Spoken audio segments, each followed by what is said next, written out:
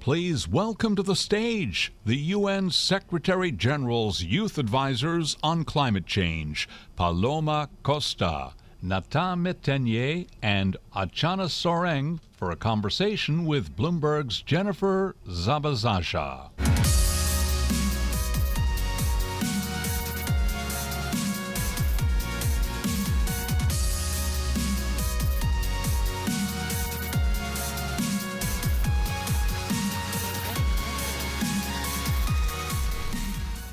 Thank you all for joining us. I'm Jennifer Zabazajah, really thrilled to have these three here. They've had a very busy schedule, so I think this is, we're really honored to have you all here. Let's just start with a quick introduction for anyone here who maybe doesn't know you. Paloma, do you want to start really quick for us? Hi everyone, my name is Paloma Costa. I am a social environmentalist lawyer from Brazil. Johar everyone, my name is Archana Soreng and I come from Khariya tribe, an indigenous community from India, and I'm a researcher working on indigenous people and climate action. And I'm Nathan, I'm a 23 years old climate justice and LGBTQI2S+ activist. I come from France, but I'm based in Canada. Amazing, and we were just talking for a few minutes in the back. You all are part of the UN climate group as a second job, right? This is, you have full-time jobs, but this is also an additional full-time job.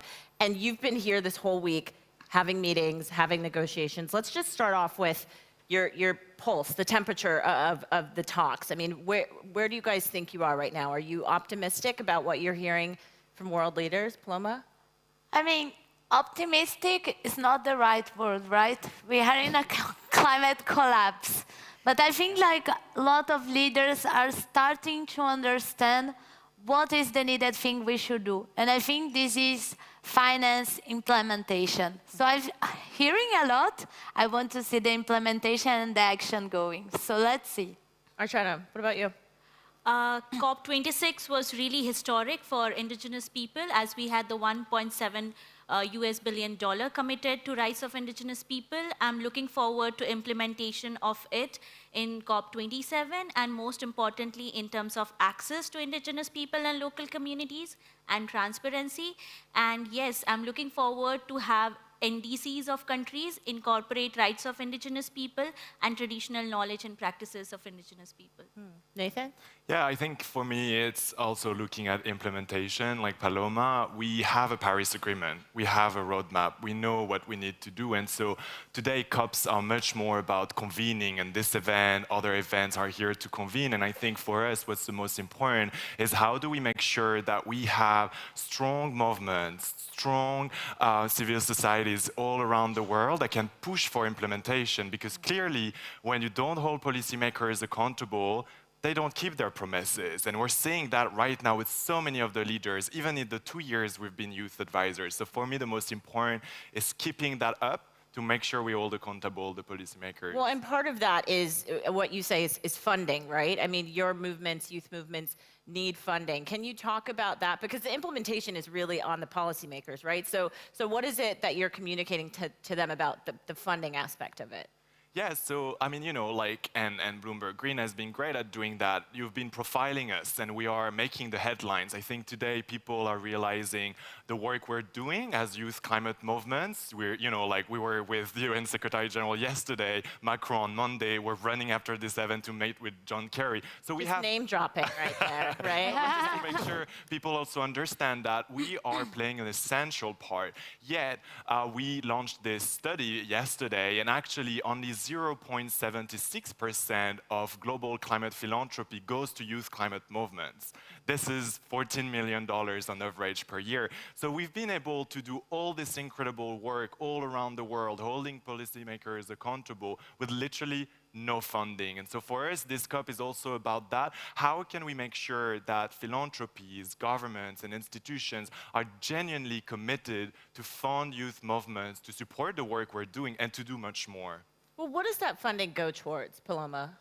That's what I was going to say, because you said implementation is for decision makers, and honestly, who is holding the forest, standing, for example, the Amazon?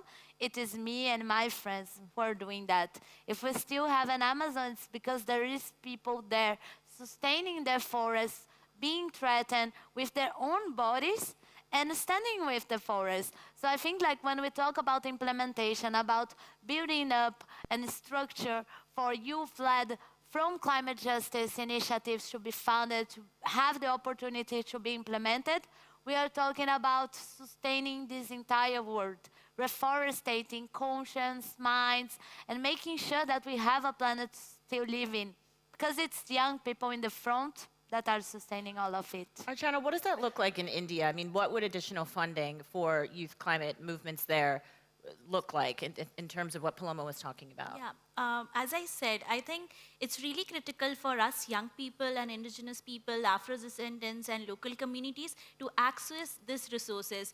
We are talking about loss and damage finance, we are talking about climate finance in terms of adaptation and resilience, but where does the money go? It's still not accessible to the communities on ground, and that's why we need support and solidarity where we are being able to access this allocation, which will come with structural changes and with a lot of specific efforts made to reach out to the communities on ground. Because I would like to also emphasize on language diversity, because a lot of information is also not available on ground to how to access these resources. And that's where I feel it's very critical to make effort in an institutional approach rooted in justice and human rights-based approach, that we go to communities and make them accessible so that we can combat climate crisis. Is that happening globally enough, do you think?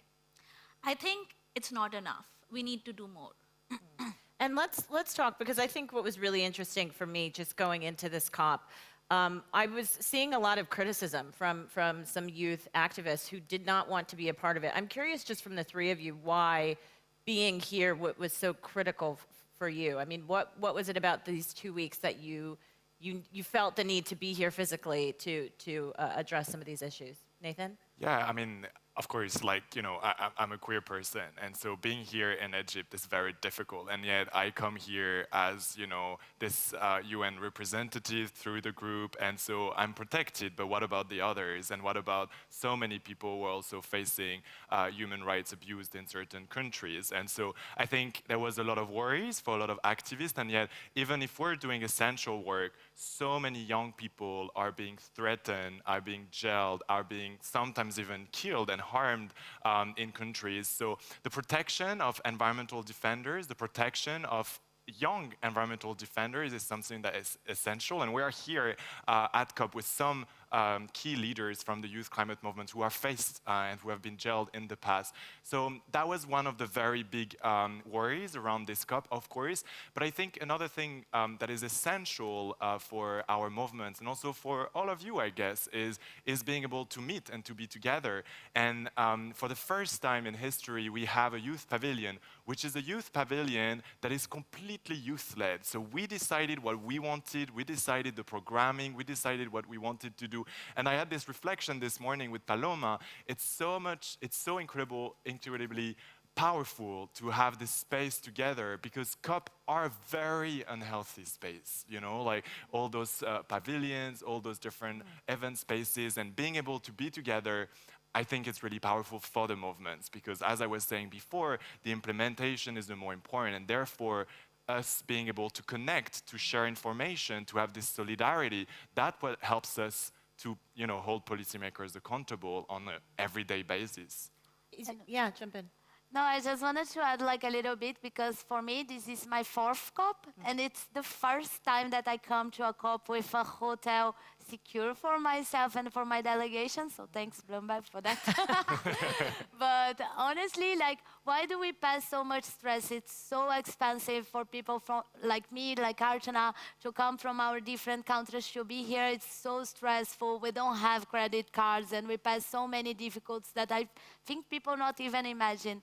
And why that? Because we are talking with decision makers. We had hotels secure for young people because of something that we standed up. We had 1.7 billion for indigenous people, even though we still have to figure out how this money is coming for the communities and so on. So I think like young people, they are not only observers, but they are the time track, because we are here saying we need action, we are doing action.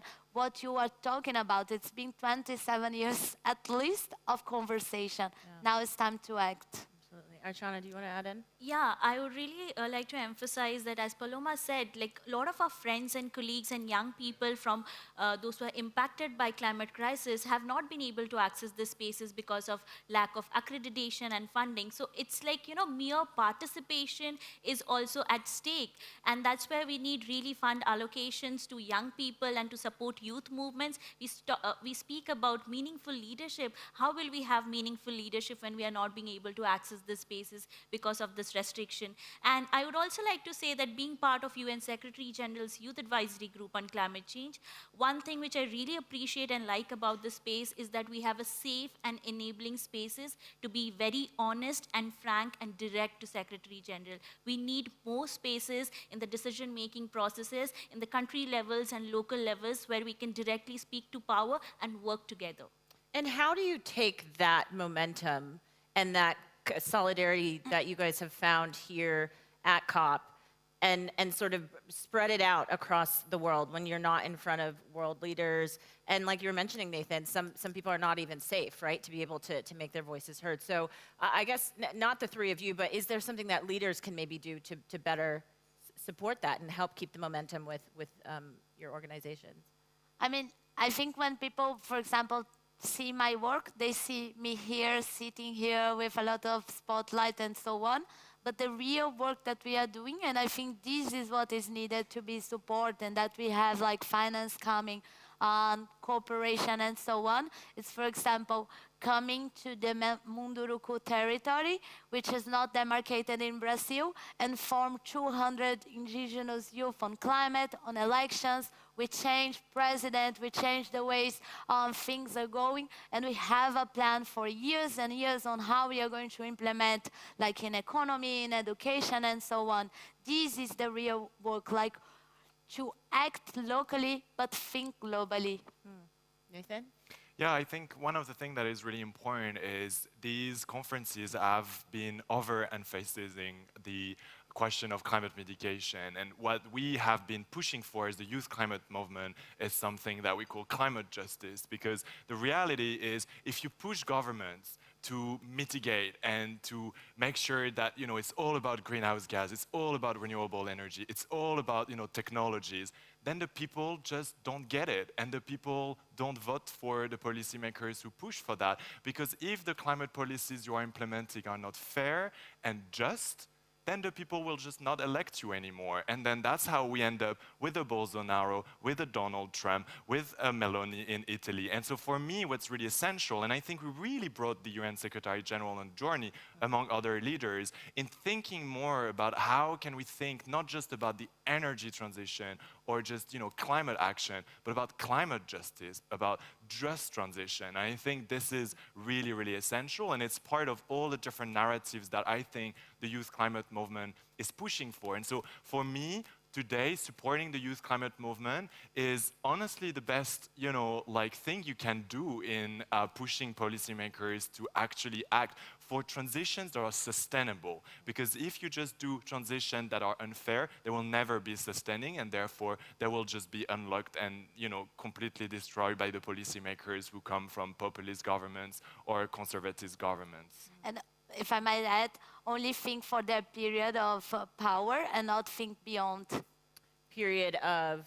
Yeah, of governance, Yeah. They only think like to do things to get voted again for these 4 years or whatever they have in power. Right, and Paloma, I mean, we were talking about this a little bit. You have a new president, obviously.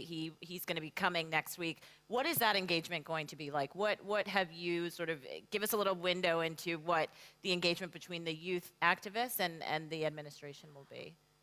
We really expect that now that we have the opportunity to have a government open for dialogue, that we have, for example, again, the Amazon Fund into working, the Climate Fund functioning, that he has like a climate secretariat. This is not a reality for me right now in my country, that he has, for example, a youth advisory group that can support him on the way forward. So I really hope that this was not just electoral promises, but actual implementation. And I mean, let's do it. We are open to it. You're optimistic about that. And he knows. Archana, what is progress for you? Because as we know, you're from India. What does that look like for you from some of the policymakers? Well, I have been advocating for it, and I would like to reiterate that, indigenous people, young people, and local communities should be leaders of climate action and not victims of climate policies. When I say this, it's really critical in the policy-making spaces. Youth, indigenous people, local communities, and all the marginalized communities are part of decision-making processes.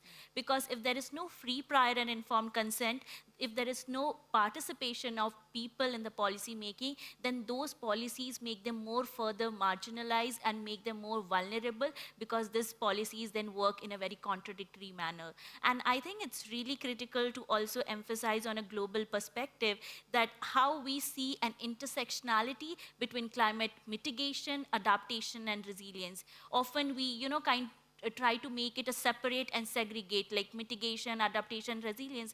But for the communities on ground, we all are facing the impact of climate crisis. We were facing the impacts of COVID, and at many places we still are. And it was really very critical facing COVID and climate crisis at the same time, when there was loss of livelihood, culture, life. And we cannot have policies which is making us more vulnerable. Rather, a holistic approach of policies rooted in justice and human rights-based approach is really, really critical. Have you seen that yet this week since being at COP? Have you seen any of those discussions sort of leading into what you're saying? I feel there is a lot of momentum at this moment, because we all, young people, have been advocating for human rights-based approach. We have been advocating for climate justice. But I think it all needs to come from policymakers as an intent from them also. We cannot advocate, being young people, that you need to do this if there is no willpower and no intent. And that's why I feel it's a journey where we are wanting to make difference, and it comes from a personal intent and willingness. Well, and there's the discussion, too, about the next generation of climate leaders, right? It's going to be people like you all. Do you feel like that empowerment does need to come from policymakers? They need to be the ones empowering young people to sort of step up to the plate more, Nathan? They need the one to be empowered by young people, not the other way around. I think this is the powerful thing, is I think when you are genuinely connected to a movement like we have been, right? Like, we speak to each other every single day. Imagine the power of this, right? Like, if someone is getting harassed, or if someone is realizing that their governments are not doing enough, they can tell us. We have this solidarity. And I think one of the most incredible things, because most of my activism has been in Europe, and especially in Brussels, is that sometimes, of course, communities and youth movements in the global south would tell us, look, like, actually what's happening in the Amazon, what's happening in my country, it's policies made in Brussels. And therefore, as Global North youth, you have an essential responsibility in denouncing that and holding your policymakers accountable. So it's never been just about us and our own, countries, or for us, our own European Union, but it's always been about this international solidarity. And so for me, this is the power of this movement, is thanks to the social media, thanks to communication, we build that power, which is unequal. And I want to remember everyone here that is proven now that we led the largest environmental movement in history. The 2019, 2020 strikes, this is what we hold. And we talk to policymakers like Frans Timmermans, with the executive vice president of the European Commission, telling us, like, I would have never done the European Green Deal if you wouldn't have been in the streets and in the backstage to ask me for it. And I think this is the power. So we need to keep that power going. I think it comes through intergenerational transfer and support. I think, for organizations like Bloomberg Philanthropies, for other philanthropies, it's essential that they step in and support youth climate movement in a way that is horizontal, that is, without strings attached, that is actually genuine, because we have a power, and this power needs to be supported. And it's a little bit of a call as well to philanthropies in general. Genuine. Paloma? And to be honest, I don't think we are the next generation of leaders, because we are leaders right now in our own realities. And I think it's a lot on what Nathan said. Like, we were on the streets, we're still on the streets, but we also went to Supreme Courts, we went to formal spaces. Now we have like youth negotiators. And I told you before, this is my 4th COP. Like, for example, the Brazilian delegation, the LAC delegation, the Global Youth delegation, they were so small in the first COP I came, and now we are a big group. We have a pavilion, we have strength, we know what is our power. So we are here to make everyone accountable and to implement what they are promising, because there is no sense that people do a lot of commitments, come here to international conference and say they are going to do that, like the forest agreement, and we are still waiting how this agreement is going to be implemented, the indigenous fund and so on. So it's not about just talking, we want to see and we will push for action. And we know today is a formally Youth Day. Congrats to us! I feel like every day is Youth Day. Every day is for you all. And you mentioned you're going to be meeting with U.S. Climate Envoy John Kerry. Are you going to be telling him anything specific? Is it sort of what you've just outlined here? I mean, what is it that you want to see from a country like the U.S.? I would really like to see like country from US to advocate and champion for rights of indigenous people and local communities, and more so being a championing where we're calling upon countries to incorporate in their NDCs about rights of indigenous people and supporting their traditional knowledge and practices. So this is what I would I'll be telling him. But apart from that, I would also like to add on that now we are talking about, youth leadership, but I would like to emphasize, like, we still have a very less representation from Asia. We need more young people from Asia. And being from Asia, I feel that there is lack of resources coming to Asia, and it's very difficult for young people to access these decision-making spaces. And most importantly, it also comes down to that how we young people, everyone is working in this space in a volunteer capacity.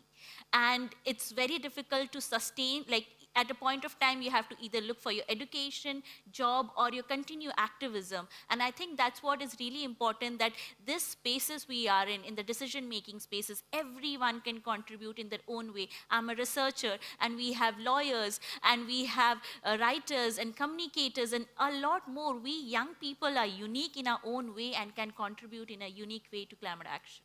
And you mentioned your jobs are forgiving for the amount of time that you have to put into this. But you're saying it's not necessarily the case for some people in Asia, right? Yes. Yeah. All right. I'm supposed to leave a few minutes for questions. Yes, do we have any? Okay.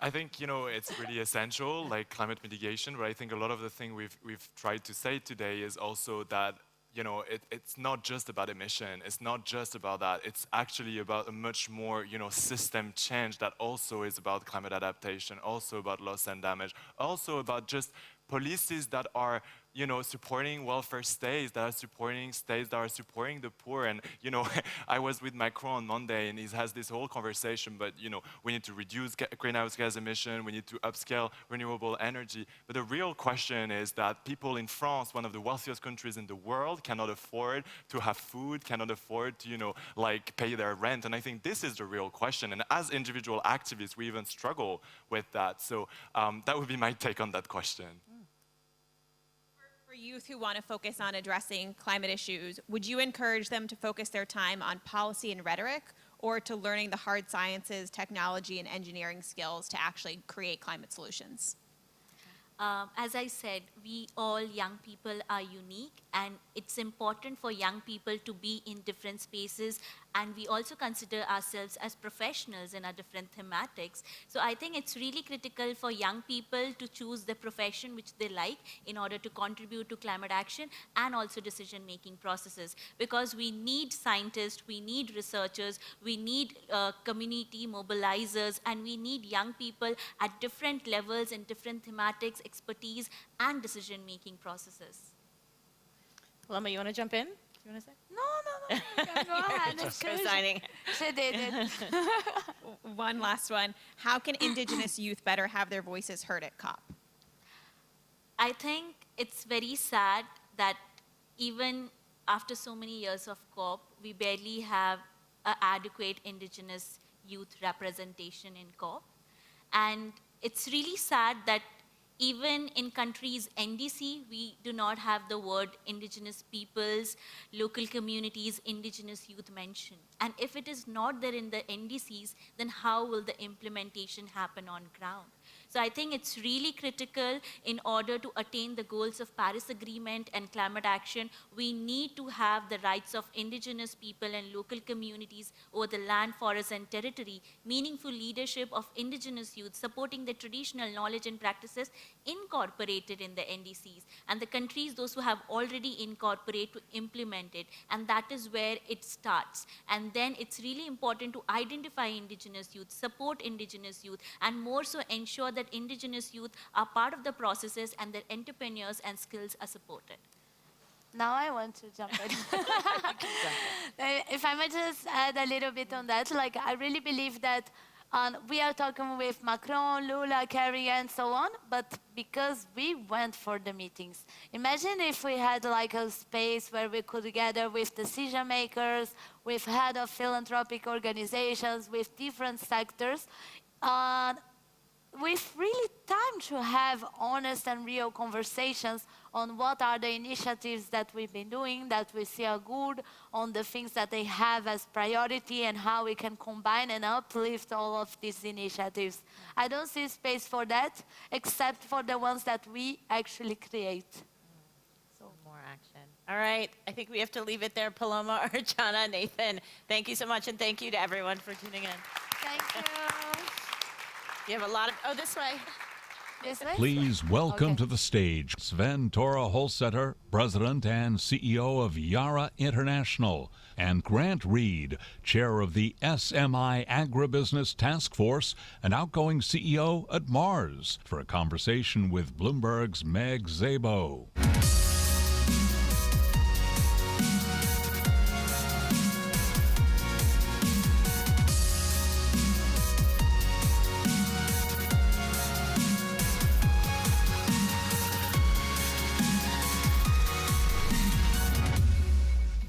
Great. Hi, everyone. Great to see you again. So, these two gentlemen don't need any introduction because they've already been introduced. But I would just, obviously, we're here to talk about Regen Ag, and I'd just like to start, I think, Grant, with you. Okay.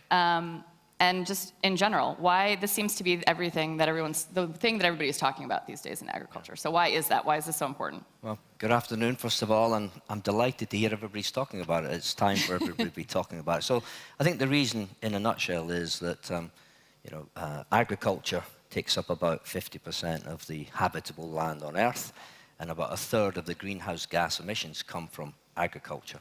And we've got I think the food supply system is broken, and we need to interject quickly to fix it, and regenerative agriculture can be a big part of that. Planetary and human health join it together to fix it. So I'm delighted to hear that everybody's talking about it. Sven, anything you want to add on that too, and why you're focused on it? Well, it's about solving the dual challenge, feeding a growing population and at the same time doing that more environmentally friendly and sustainable, like Grant just talked about. And if you look at the numbers right now in the state of the world when it comes to hunger, the numbers are devastating. After decades of reducing world hunger, it came to an end and started to move in the wrong direction in 2019, 2020, partly because of COVID, and we see how fragile the supply chains in the world are for food supply, then Russia's war on Ukraine, and then we have an even bigger impact now with the climate. And right now, every 4 seconds, a human being dies because of hunger. The number of people that are facing acute hunger is about 350 million. That's double the number it was back in 2019. So we have to solve that, and at the same time we have to grow food more sustainably. Good news is, with regenerative agriculture, it's possible to do both. Yeah, great. Well, so what are some of the biggest challenges that you're facing right now in trying to address this? We can start with you, Grant. Yeah, so I think first of all, what is regenerative agriculture? There's not really one good definition, and you've got people like Patrick in the audience who are much more, au fait with what it is. But it's really about disturbing the soil less, using crop cover, so you can sequester, capture more carbon into the soil. And so that's the critical part of it. And we believe that we can take out, if we can triple the current rate, so it's about 15% of the world are using regenerative agriculture, but it's only growing at 0.6% a year. So it would take 50 years to get to a level that's really meaningful. So the whole point of the Agribusiness Task Force was to try and accelerate that. And if we can triple it from, say, 15 to 40 to 45, in the next 7 or 8 years, we can take out 600 million tons of carbon, but at the same time have better soil quality, more soil, and better water retention. So the whole thing gathered together makes a huge difference. Why is that? Why is it growing so slowly? Why is it such a small growing when it's going? It could be such a great climate solution. We can start with you too on that one.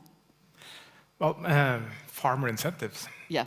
I mean, farmers are business people, and they will respond to a system that rewards for sustainable practices. There's a lot of burden on the shoulders of the farmers already. None of them are waking up in the morning to thinking, how can I do damage to my farm today? It's the opposite. But over years now, we put more and more burdens, and they're less profitable, and we cannot expect that they will solve this alone. It's about the full value chain approach. And for us, we're in the fertilizer industry, and some might wonder, what's a fertilizer company doing here? Am I here to push more volume? But no, we're not. This is about the efficiency and the nutrient use efficiency of our products. And what is very interesting for us is that as a company, we have already reduced our emissions by more than 50% since 2005. But we're coming up to a level where we're not able to take the next step unless we get a full value chain approach to it.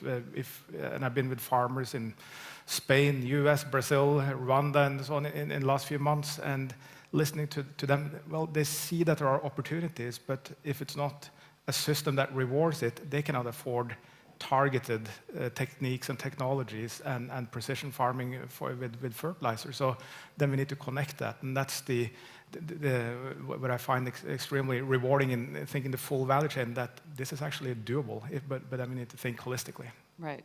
Yeah. So I'm guessing that's why you started the task force. Do you want to tell us a little bit more about why you started it, and then maybe some of the partners that you've chosen to join the task force? Sure. So, and I'll build on what Sven was saying, because he's absolutely right as well.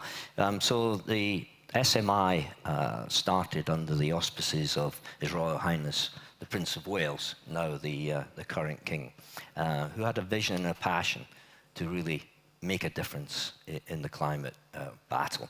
And so he saw agriculture, quite rightly, as a huge area that wasn't really making progress.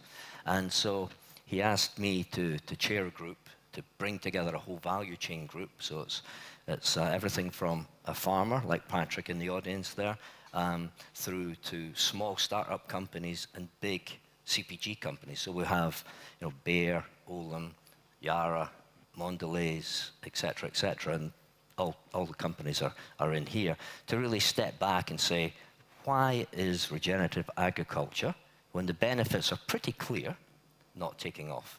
And as Sven rightly said, it starts with the short-term economics for the farmer just don't work.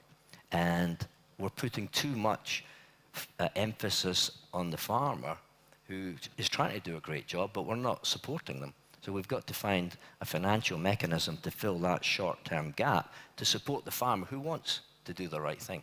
And we've talked to a lot of farmers as part of this work. The second thing is education in different parts of the world. That's why we've done, as part of this SMI initiative, we've done rice in India, potatoes in the UK, and wheat in the US, to see what are the differences around the world. And there's no one silver bullet, but we do know the economics everywhere don't work.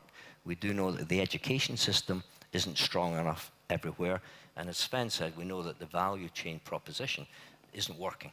So those are the things that we have to solve. And if we can solve that, I think we're off and running.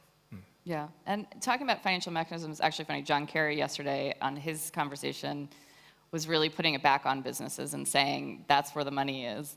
How does that work? I mean, how could we financially support some of the farmers a bit more? Well, I can start.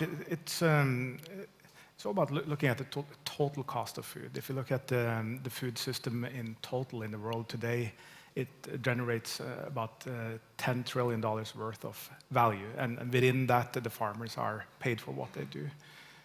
What we're not talking enough about is the hidden cost of the food system, the impact on emissions on climate, on health and biodiversity and so on. And if I summarize all the hidden costs in the food system, well, that's $12 trillion. So it's a negative $2 trillion impact of the food system. So if we could think more holistically around this and sort of channel some of these money over to the farmers so that they can get paid for sequestering carbon in their soil. If you have a healthy soil, you will have more micronutrients in the soil, meaning that we have more healthy food, reducing the health bill that is picked up by governments and people already, but you're not paying for it in the supermarket. These are some examples, but it's also with the commitments from all our companies that we will be net zero emissions, and all the companies in the task force have commitments to that. So in order to realize that, a large chunk of that happens in the field of the farmer. So if we can, through that, create mechanisms to help the journey. And then it sounds like this is going to be very expensive. It really isn't. Boston Consulting Group did a study on this, and the cost to decarbonize food is 4%. So it's not a big number, but that's in an ideal world where we're able to pass the revenues down to the farmers. But in today's system, commodity thinking, silos, a little bit of margin everywhere, then the number becomes much larger. That's why it's important that we think differently about this with transparency, and that me as an input provider, I'm here with Grant as a major food company, and we're together with retailers. It's about that's the whole idea, that we create that both transparency, but also the trust among the companies that we can do this. So you mentioned the study. What were some of the key findings that you found when you did pick out those very specific foods? Yeah, so so the companies that we got together, you're probably thinking, why would Mars and Yara and others, be so involved? And so for something like Mars, we're basically an agricultural company. You think of our brands like Snickers and M&M's and Pedigree and Royal Canin, and you don't think agriculture. But actually, we take raw materials from farms and we turn it into the consumer brands that you know today. And 85% of our greenhouse gas emissions come from farm and agriculture, and many of the companies involved, like Pepsi and others, it's exactly the same. And so when His Royal Highness, now His Majesty, asked us to come together, I think it was a recognition that we had to collaborate together, because no one person, no one company, no one group can solve this on their own. Because if you look at, I'm getting to answer your question, is if you look at the bullseye of what the issue is, it's the economics to the farmer, and that's driven by, we don't have one set common metrics. We're not paying the farmer to farm regeneratively. So we need metrics as job one, because then we can measure the carbon that's been captured, and we can compensate the farmer for better soil, we can compensate them for using less water. And there's enough money in the system. If you think of farm bills around the world, most of them are geared towards paying a farmer just for yield or something else. If you can switch that to pay them for a metric that shows that they're farming regeneratively, there's enough money in the system. We have to prime the pump to get it started, but this is going to take governments, private companies, and NGOs working together to crack it. But short-term answer is we need better metrics, and from metrics flows the rest. And what would you say you're hoping from COP, at least, to see, right now? Is there something, all of these different groups are here that you just mentioned, is there something that you're hoping to see out of COP that maybe could help to catalyze it a little bit more? Start with you, Sven. Absolutely, and look at the change already. If we go a couple of years back, food was hardly on the agenda, and it was a little bit more in Glasgow, and now it has a fairly prominent place, and it's one of the main discussion topics. And look across media now, and even with the UN Secretary General opening the General Assembly, talking about food and even fertilizer. So it is at the top of the agenda with world leaders, and it is very high on the agenda here as well. So that in itself is a major accomplishment. Now, then, do you also think that it's on the agenda as much as it should be, given that we are our first African COP? Do you think it's as prominent as it should be? No, yeah, even it's going to be hard to get me to agree to that, but I think it's moving in the right direction, and Africa has a very important role to play in also being a major food producer for the rest of the world. And when we look at how Russia now has weaponized food, exports of that, and the deal on exports from Ukraine going on and off and so on, we can't go back to normal again, even if there was peace today, because once food has been used as a threat and as a weapon, we need to find alternative solutions to that. And Africa plays a very important role in this, in terms of arable land, climate, and here's a huge opportunity for growing businesses as well. But today, the sad fact is that Africa imports about $50 billion worth of food every year, money that should be spent on the continent to create job opportunities, and that could be turned around. And there's a major yield gap in Africa right now that could be bridged, and that's good for Africa, but it's also good for the rest of the world and for stability. Yeah, absolutely. I'd just like to build on that. I think you're absolutely right, Sven. I think certainly the quantity of discussion at this COP has been higher, but I think more importantly, the quality of the discussion is much better. So I think I'm hearing much more. I would say I was obviously at COP26, being in my home country of Scotland, where there was a lot of commitments made. But I think we've moved from an awareness to commitments. Last year at COP, 100 countries talked about the deforestation. But now we really have to move to action. And when I say action, I mean clear metrics, number one, transparency against those metrics, and consequences if you don't hit them. Right now, you can make a commitment, and nobody's really looking to see if you're going to deliver. And once we get the consequences, and that'll drive delivery. So I think that's the quality of conversation has been much higher, Meg.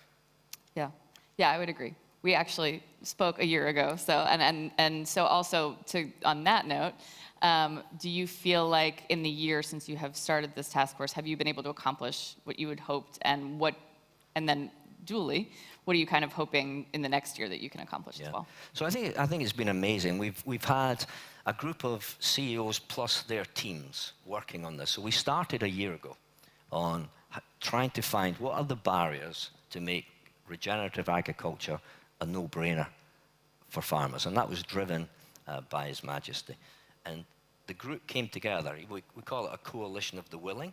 And I've been super impressed with the level of commitment, the level of drive, the sheer determination to deliver. And so in a year, we've put together not just a report, an action plan, that there are 15 or so things that individual companies can do right now. And there are 5 things that are going to take that uncommon collaboration. So I'm really delighted with where we are, but it doesn't stop here. This isn't going to do anything if it's filed in a cabinet. That's not going to save one life. Absolutely. And as you said, I think a life every 4 seconds, that's pretty sobering. So how can we take this, implement it, save lives, have better soil, and get towards a 1.5 degree world? If we can do that, that's pretty amazing. So that's the next step, is the action. So the group's agreed. We're very time bound. We said 1 year, we haven't done anything, I'm out. And the group's been phenomenal. And we've said now for the next 6 months, again, time bound, we're going to drive action. And that's what we're going to do. I'll let Sven add to that. No, I think it's quite extraordinary what's been done in a year, and we're past the point where we need to discuss about the emissions of the food system that is broken and we need to fix it. Now it's about being super concrete, and that's where I find the output from the task force, this report, it's really to the point, and it's with real practical examples of what we can do. And Grant's done a tremendous job leading this and holding us, the rest of us as CEOs, accountable as well. And I know that if we don't deliver on our promises here, Grant will come home to our homes and tell us that we need to improve. But that's what it's all about, with the urgency right now, and 7 years left to 2030. We need to be fully focused on implementation and driving this through the value chain. Great. So I didn't leave us a lot of time, but I did want to at least try and get one audience question in if we can. Sure. What is blocking expanding incentives to farmers? Yeah, so it's a combination. It's a combination of things. It's the legislation in certain geographies. It's about individuals playing their own individual part rather than taking a look at the whole value chain. And it's a bit like game theory. Somebody has to make the first move, and making that first move might seem like a disadvantage in the short term, but it's going to set the world free over time. So we have to do it. So I can only speak for Mars. We're going to pay the farmer more for those regenerative practices. And it was very inspiring to hear Sven talk yesterday as a supplier of fertilizer that he doesn't want to sell more fertilizer if it's been washed into the rivers and the oceans. That's very inspiring and a big change. Sven?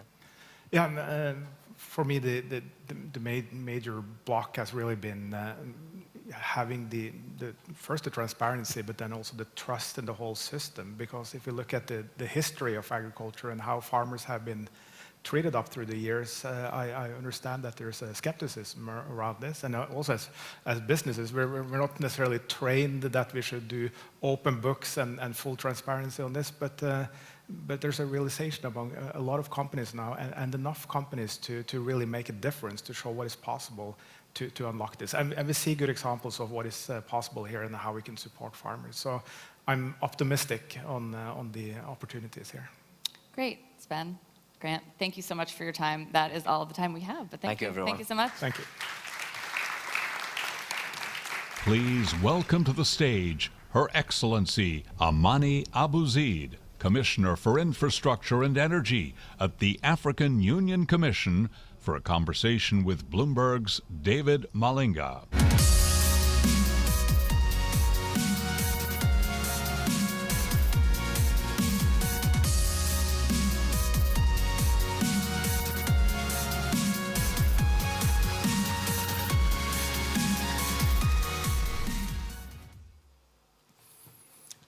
Thank you, everyone.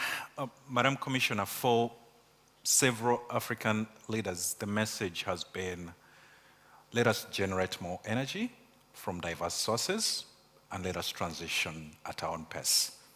Is this the right kind of message and strategy they should be pushing, knowing that renewables ultimately give cheaper electricity and are not as pollutant?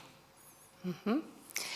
Thank you, David. Allow me at the outset to thank you for inviting me to these talks, and to thank the audience for being patient with us and to attending this one-to-one.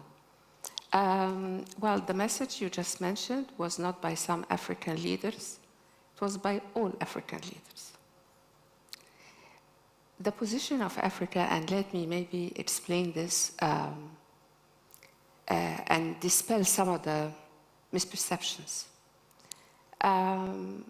You all know that we have been preached to prescribed solutions, given instructions sometimes throughout our history. And the stories that you read in the media or that you read that are, used everywhere, unfortunately, they're not always balanced. There are lots of problems in Africa, including problems of governance. I'm not saying otherwise, but we cannot be all that bad. It cannot be that every and each single story about Africa is a negative one. And I'll give you an example. The share of renewable energy in Africa's energy mix is 40%. That's the highest in the world. That's higher than Europe, definitely higher than the US, Japan, UK, you name it. So it's higher than the global average. When we go even deeper, because Africa is 54 countries, we have 22 countries that depend mainly on renewable energy. More even than that, we have 5 African countries that who depend on renewable energy at rates like 90–95%. Did you hear these statistics? I don't think so. So what sources of energy are being used in Africa in terms of renewable? Solar, mainly in Northern Africa. And then in Eastern Africa, we have a wonderful, wonderful program for Eastern Africa for geothermal energy. And a country like Kenya is 40% geothermal energy and almost 30 or 40% wind power. So just to tell you how the strides our continent have been taking in terms of availing renewable energy to our people, and the investments and the projects, either in solar and wind, have the rates are between 13 and 11%, growth. Having said that, it's not enough. It's not enough because we are 1.4 billion persons, growing all the time. It's the fastest growing continent, and which means the needs are growing, and also the fastest urbanizing. And urbanization means many more pressures, when it comes to energy for so many other things that we do. As we speak, there is between 590 to 600 million Africans who do not have access to a light bulb. There are 900 million Africans, meaning close to 1 billion, who depend on charcoal and firewood, cutting the forest, or kerosene in order to eat, in terms of cooking, causing not only all the damages for the environment, but to their health, and causing deaths. Sometimes the estimates are 300,000 Africans die every year because of unhealthy and unclean sources of energy for cooking. This is far outweighs, of course, COVID, car crashes, what have you. Is the world seeing this as we are seeing it? I don't think so. So it's our also mission to make sure that Africa goes forward fast. We need to double, triple, even quadruple efforts in order to avail energy and clean cooking electricity and clean cooking to our people. Excuse me. Now that energy security is topping everybody's agenda, even since COVID, by the way, when the supply chains were interrupted. If you're not an exporting country, what do you do? It just stands still. So we are very much aware of the urgency. We are very much aware of the importance in terms of for people's lives, and we are very much aware for the climate purposes. Again, Africa is the continent or the region that is hardest hit by climate hazards, costing between 50 to 80 billion dollars every year in terms of losses, not to mention the human losses. This is not something that, or climate hazards for us, it's not a research we read or a treaty that was signed. It's everyday's life. It's the food that you do not have on the table. It's the cattle that died, or your house that was, washed away, or the people, tens of millions of people in Africa who have been displaced because of droughts, and even causing conflict. So we are very conscious of all of this, and we want to ensure that our people have not only the best life possible and look after their welfare, but that our continent and our countries grow, be competitive, industrialize, have value addition within the countries. And all of this requires, massive sources of energy. So our common position which was adopted by the African Union is that we are going to use the available resources that we are having. Our aim, all of us, is net zero. As I said, we are more almost than anybody else conscious of the importance to act very quickly on climate. That said, we may have a differentiated path and a different time frame. And that's important that it comes from you. I did a little bit of background and actually found that in your very long career, you have been working and commissioning energy projects. And I think most of them, if not all of them, have been renewable. Exactly. So, when you talk about really, having energy from diverse sources, it's a deliberate decision and position you're taking. The Commission state, or our heads of states have taken. I mean, in recent years, Africa has been, there has been more and more discoveries of natural gas, particularly being the cleanest of fuel. And natural gas provides also hope to remedy or to address the issue of clean cooking. Sorry, and why not revenues as well? Remember, our countries, especially over the last 3-4 years, due to the succession of crises, I mean, the revenues for our countries have suffered a lot and pressures on our public budgets. So compensation of some of the economic hardship that we are seeing, that we have been witnessing, could come, yes, from natural gas. What the message the African Union is giving to, thank you, to our leaders is that to balance the use of natural gas. It's tempting to export everything that you have, but we don't want to fall into the curse. You export everything, the prices fall, and you are even worse than where you started from. So make sure that you expand, you generate, I mean, gas to power or clean cooking, or act, locally and regionally within your region or other countries, while at the same time, yes, share of that would be for export. So at the end of the day, I mean, if several countries exploit and develop these other sources of energy, including, natural gas, isn't it ultimately going to postpone their own transition? Because, after the exports inevitably come down at some point, they will still be left with this gas and they will use it. No, I don't think so, because what we have been seeing is that increasingly in the energy mix in Africa, the share of renewables have been, as I said, increasing, 10, 13, and we want to even double and triple that share. So we continue, and that's again the decision of our leaders. We have to continue pushing for a cleaner mix, for a greener mix of energy. Even, and that's for the first time, we are considering nuclear energy. The new reactors, I know there are different views, but the new reactors, it's zero emission, much safer than the early generations.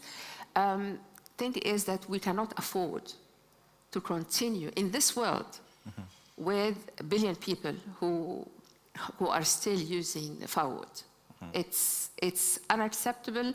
It's at any level, human, economic, and saying don't use your gas or equates in our minds, you should be locked in poverty, your countries should not grow, or you just give us your gas and you stay where you are.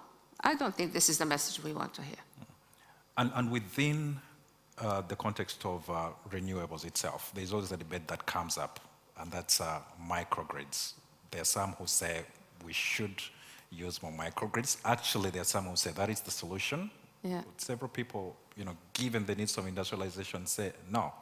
Where do you stand on this? What are your thoughts on this? Microgrids are a fantastic solution for remote areas, for small villages.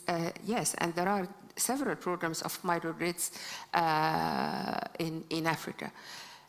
But I want us all to just picture this and to internalize it.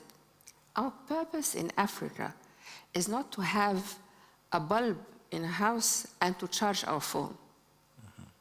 And that's what a microgrid does.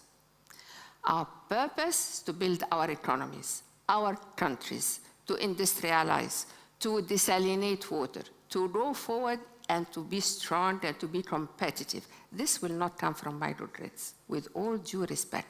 But what we can say is what? Before being a politician, I was also engineer and so many things. So, as they say, French, je parle en connaissance de choses. I understand very well what I'm talking about.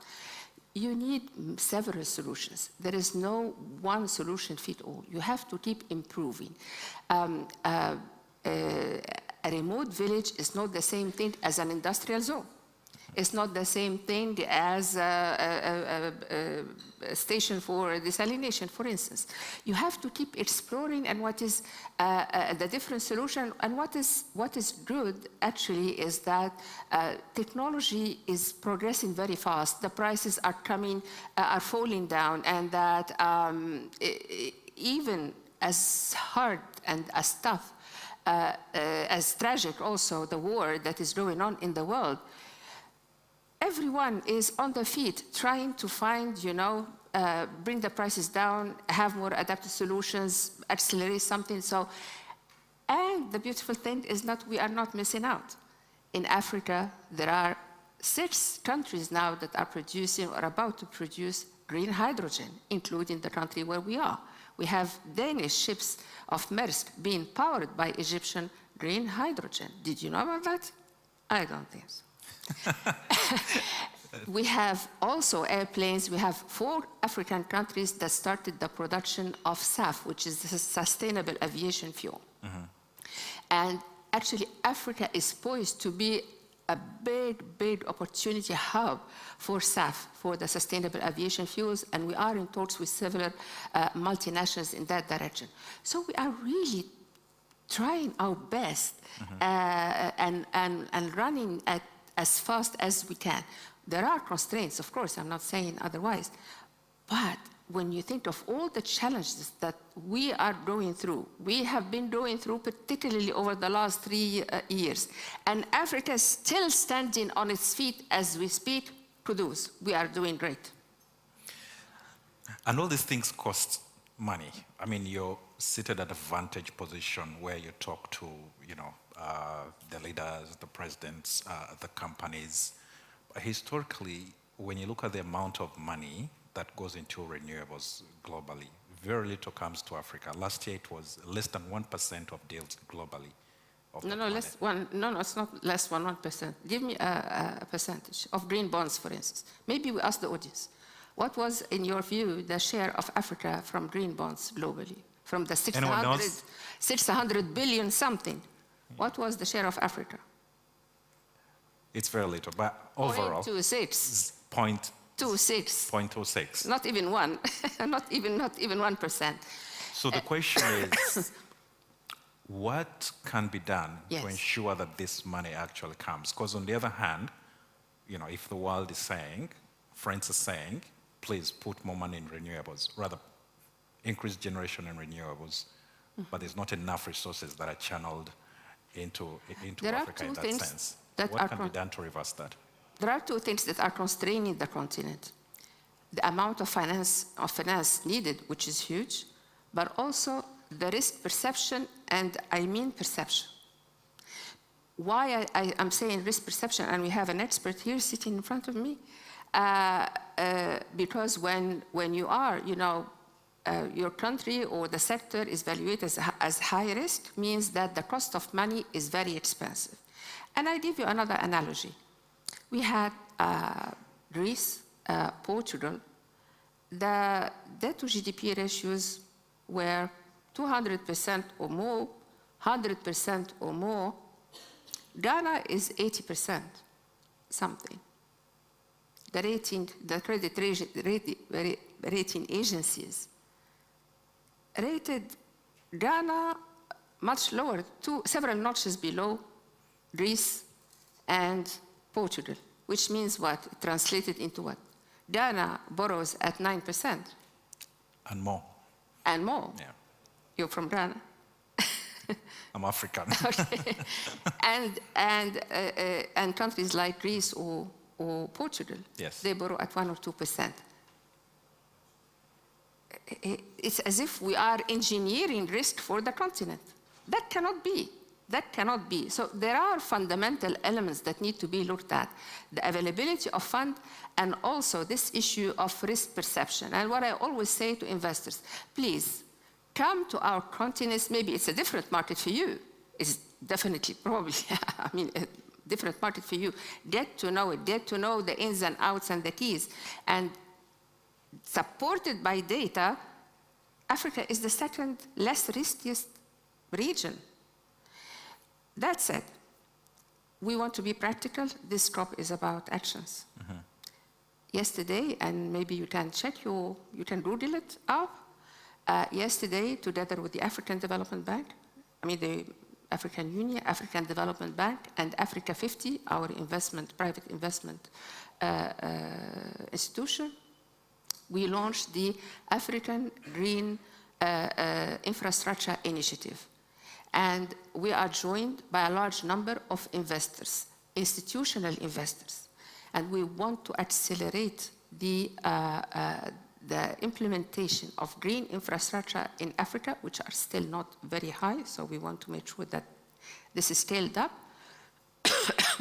and associating and working with the private sector, the international and the African. I'm saying this, and if you go, that's at the regional level. I'm talking about the whole of Africa. But if you go into each and every country, you will find maybe other mechanisms also to associate the private sector, knowing that the funds that are required for development, which in our case also means climate, are huge. But we want to, the gap in infrastructure that we have right now, which is about $170 billion a year. We want to bridge that gap. We want to close this gap, and we want to close it fast, but we want to do it right. So that's why we said we focus on a green infrastructure. Same thing for all the projects of the African Union, climate resilience, climate smart projects are all the projects that we fund or promote. Okay, time is running out, but I'll squeeze in two quick questions. And you mentioned COP where we're at. What are your expectations from this COP27? What is the one thing that you really want to come out of it? You heard the young people who are here? Exactly the same message. Action, action, action. Action, action, action. Action, action, action. We don't want promises. We don't want any more flowery talks. We don't want initiatives that do not deliver and then we wait 10, 15, 20 years that never come. We don't want repackaging of some existing, funding and then suddenly it's being greenwashed and called climate friendly. No. We have to be serious about that. And we have to understand that Africa emissions are 3%, again, the lowest in the world. And when we use all the gas that we have, it will be 4%. So the problem is not in Africa. But however, we want to take advantage of the technology. We want cleaner air. We want better health for our people. And we're doing our share for ourselves and for the world. Now it's about the world to take the responsibilities and ensure they deliver. Thank you. And lastly, I'll just ask you something that I know you're passionate about, and that is gender diversity. How are we doing when it comes to women participation in the energy industry? And what can we do to ensure more gender diversity and inclusion in the energy supply chain in Africa?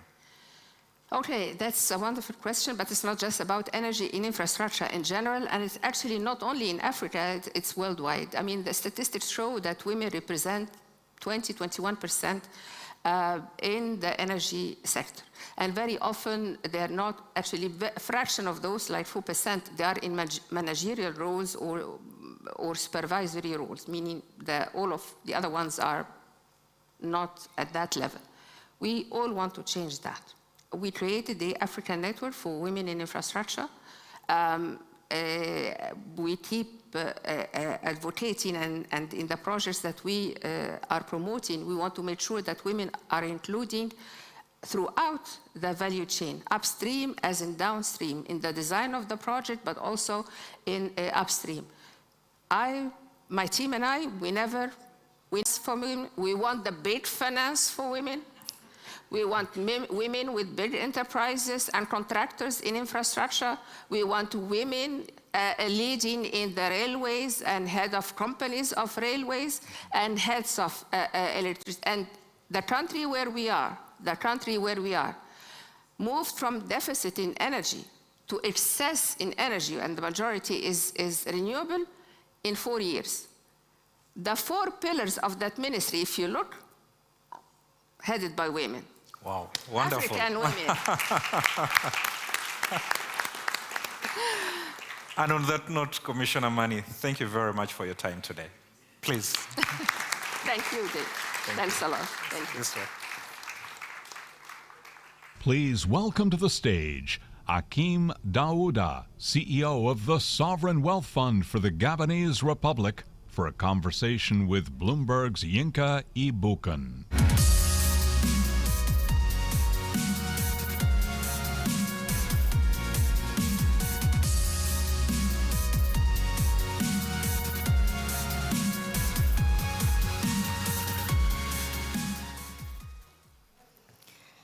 Hello, Hakim.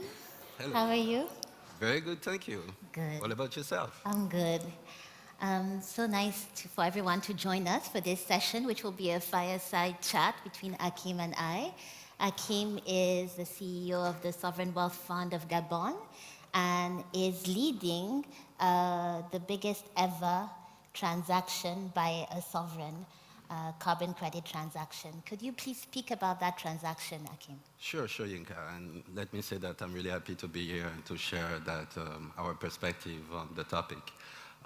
This is an historical transaction because it's the largest ever issuance of sovereign carbon credits that has happened. We're talking about 90 million tons of carbon credits coming from the forest, with tremendous co-benefits for it.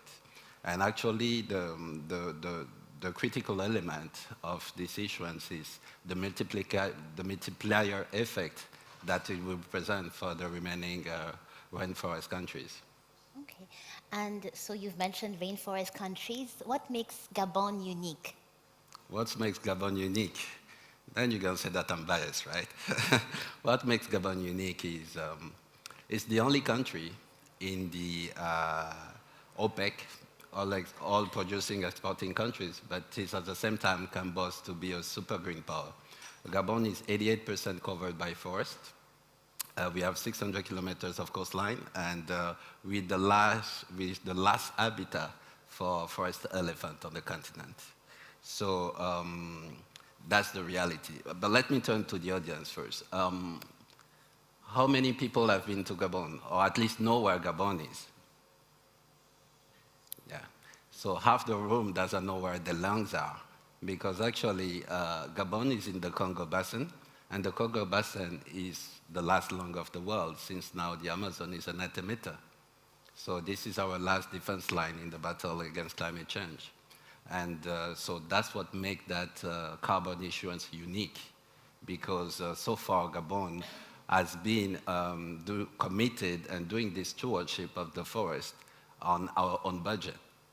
Now, what we're saying is we did make the choice not to make the choice between our development challenges and the stewardship of the forest, but now we need solidarity from the rest of the world, because we cannot continue that effort alone. And we're not asking for handouts or grants or donations. We're coming with a product, and we want to have these constructive conversations. And so what's been the market response to your issuance so far? I would say that very promising, because we were in the process of validating those carbon credits, which has been done a couple of weeks ago. So we're having now a conversation more about which way to go in terms of road to market. Do we want to do a bilateral transaction? Do we want to put some on the marketplace? These are the conversations we're having, and we're confident that will land in the coming weeks. I mean, we hope for all of us that we will land in the coming weeks. Okay, and leading up, I mean, the coming weeks is quite soon. What are the questions that investors are asking? What are their concerns around the issuance? Since we have the advantage and also the challenge of maybe being the first one, I mean, this is a breakthrough transaction. We're opening doors. So there's some part of education that has to be done to really understand how we created those carbon credits, how that the result of groundbreaking policies that have been put in place in Gabon for the past couple of decades, we're talking 50 years, and when we look about those vintage carbon that were created between 2010 and 2018, so there's this discussion, and also about, obviously, we have the discussion about integrity and quality. And the answer in Gabon also is like, for those points, they're not really relevant because the country itself is the most absorbing country in terms of CO2 in the world. So we absorb more than we emit. Gabon today absorb about 140 million tons of carbon, and we emit 35 million tons of carbon.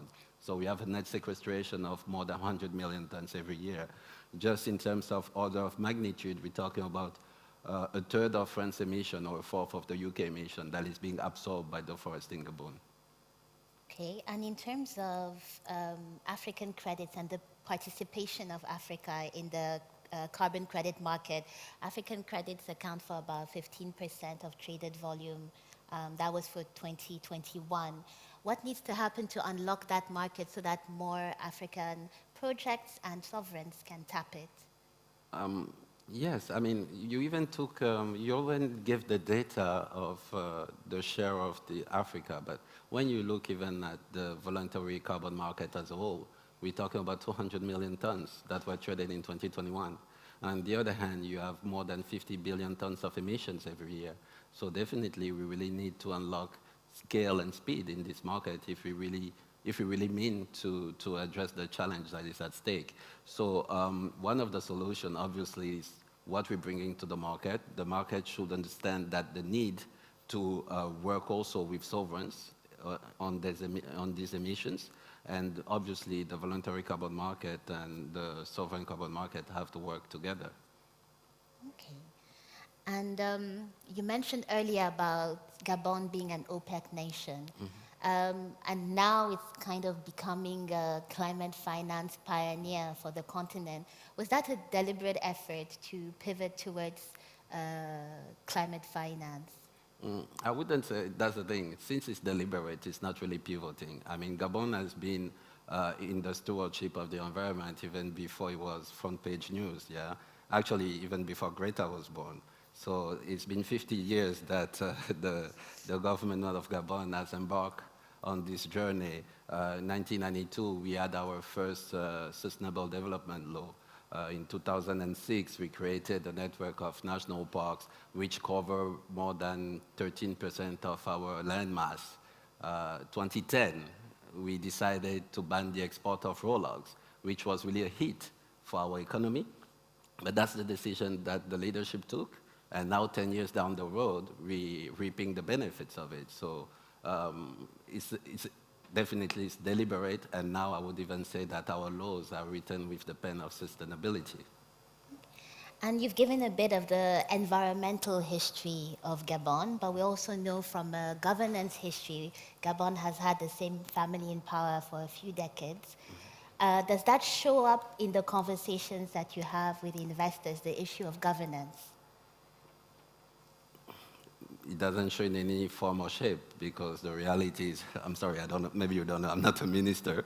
So it doesn't, I'm in rooms with investors, with financial experts, climate experts, and we're looking for solutions to save the world. So that doesn't, no, it doesn't come up into that conversation. It's really, I get the type of question you asked me earlier about the quality of the product, and these are the conversations we're having, or the integrity of the product, because this is really what we're focusing on. And again, if the underlying question is, would a change in government will change that direction the country is taking, the answer is obviously no, because it's been more than 50 years that we're doing this. Okay. And beyond the transaction that we spotlighted at the beginning of this conversation, Gabon has also been part of another conversation specifically about getting paid for preserving forests. Gabon is a high forest, low deforestation country, which means it has a big part of intact forests. How is that conversation evolving? Where is it at now? That conversation, it has more to do with net sequestration. Right? The fact that today, and it ties also into the conversation about additionality, where today we're having this ludicrous situation where we will get pushback as you cannot reasonably expect to be paid to let the forest do what the forest does. But the reality is someone has maintained that forest, because if not, if it was so easy, we would all have the forest today, right? And that forest, the fact that we preserved it is coming with tremendous co-benefits, such as the biodiversity, the gorillas, the elephants, which we do know their importance in the global biodiversity ecosystems. So I believe that the world will become reasonable about that, and the community, the financial community also will be reasonable about it and understand really what is at stake. And I mean, you said it's not by accident you have that much forest. And to be clear, Gabon has 88% forest cover. What's it like to even live in a country or in a city that has that much forest? At least you breathe properly, yeah? Yeah. But you should come and visit. You should come and visit. Yeah. Actually, I think it's one of the few capital cities from where you can take a boat, 30-minute cruise, and you're in a national park with the elephant, the buffaloes, etc. And as a result of this sale, do you see, or even the other climate finance steps that you're taking, do you see that helping you pay down some of the debt that Gabon has? And also in terms of other countries, we're in a context where a lot of countries are facing debt issues. Now we have the possibility of the carbon market and that getting hopefully more accessible to African countries. What's your take from a Gabonese perspective, but also from a broader one?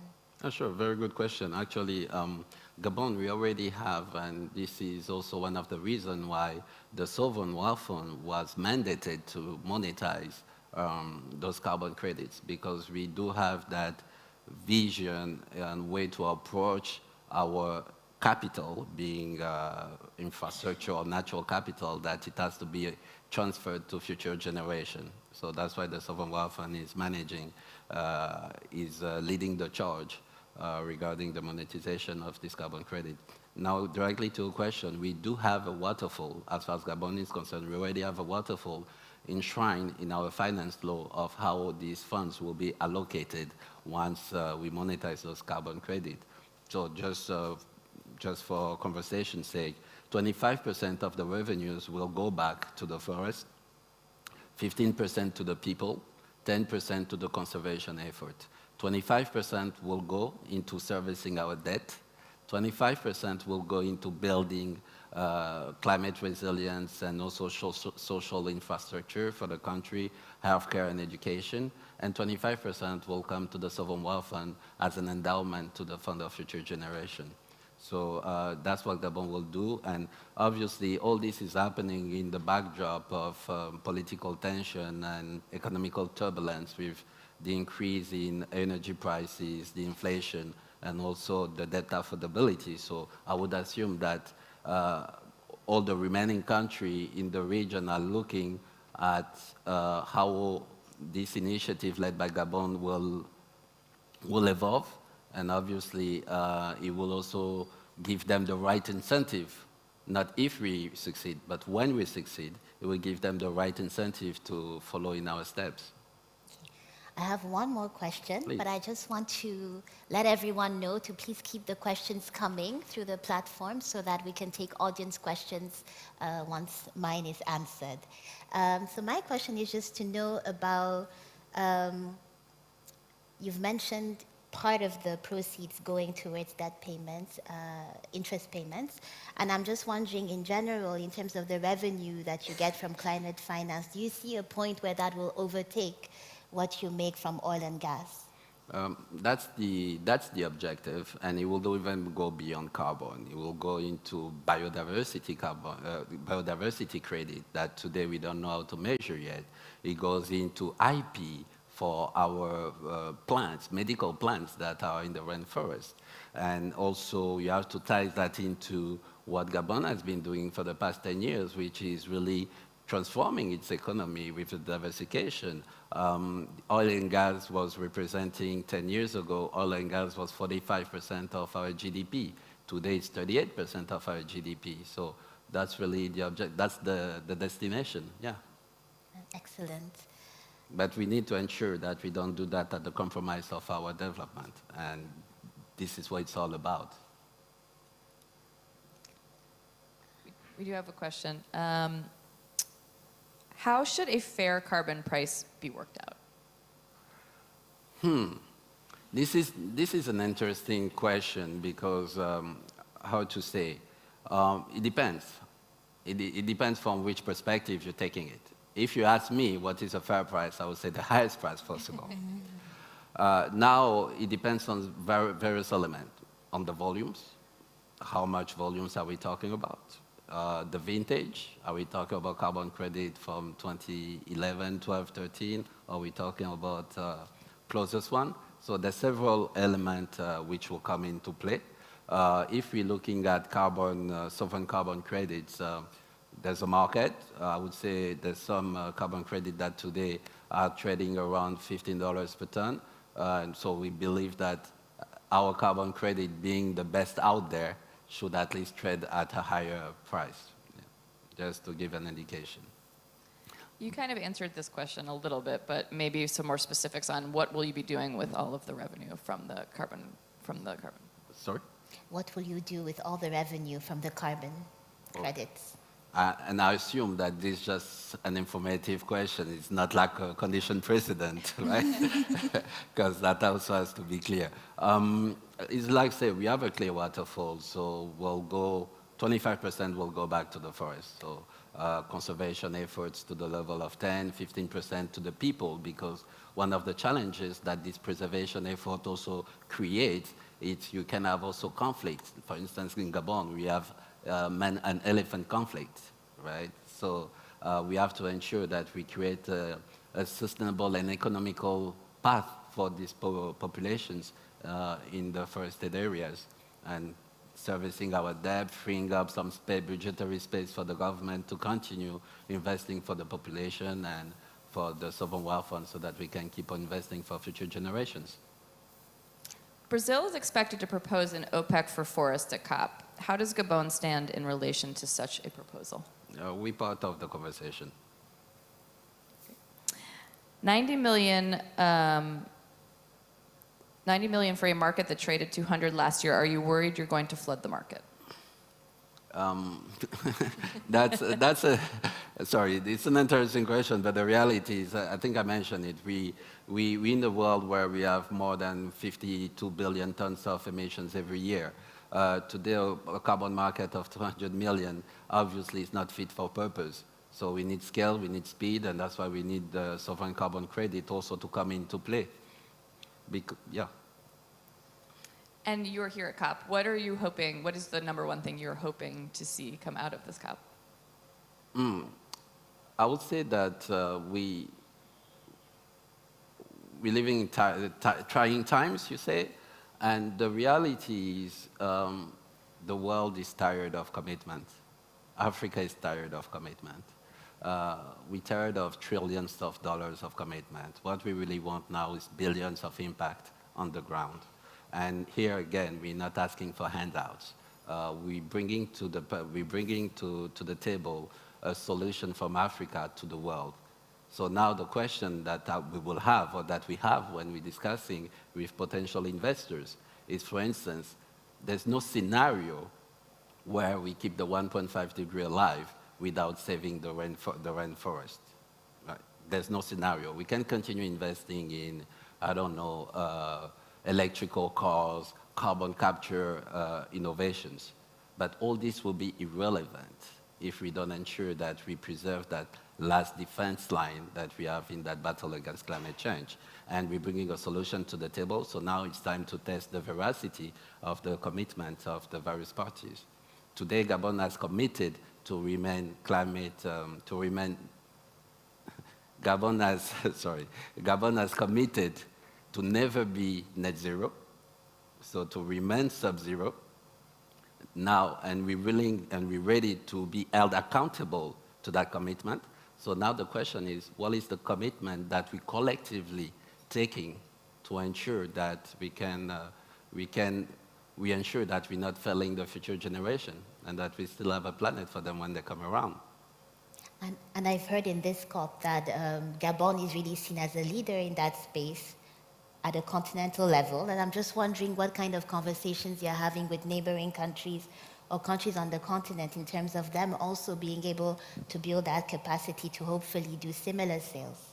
We are, and for instance, this issuance that happened 3 weeks ago, it's the result of 3 years of work by our government and especially the Ministry of Environment. They work long and hard, and this is a science and methodology that we making available to our neighboring countries, because this is not the story of Gabon, it's the story of the world, right? And there's no win if we don't all win together, so, yeah.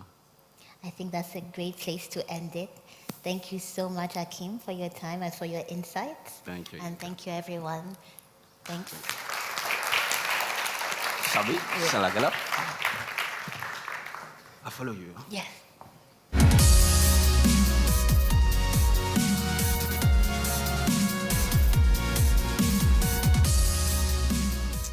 Thank you, both Yinka and Hakim, and to all of our speakers over the last 2 days. And thank you all for joining us and being such an engaged audience.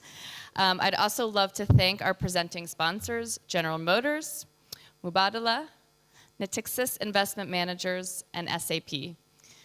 To watch any part of this event again, you can return to BloombergLive.com, look at Bloomberg Green at COP, and you can view any of these sessions on demand. We'll also have them on Bloomberg.com and on the terminal as well. And please also make sure to join us if you're in New York on December 8th for our upcoming Sustainable Business Summit. We can also view that online as well if you're not based in New York. Thank you again, everyone, for being here, and we cannot wait to see you again at Bloomberg Green at COP28.